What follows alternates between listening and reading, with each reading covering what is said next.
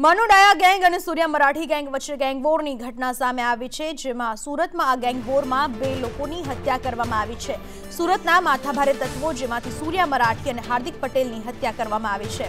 તો થોડા દિવસ અગાઉ જ સૂર્યા મરાઠી જેલમાંથી બહાર આવ્યો હતો, ત્યારે આમને સામને મારામારી થતા બંનેના હોસ્પિટલમાં સારવાર દરમિયાન મોત થયા છે। ત્યારે કુખ્યાત સૂર્યા મરાઠી પર અગાઉ પણ ફાયરિંગ થઈ ચૂક્યું છે।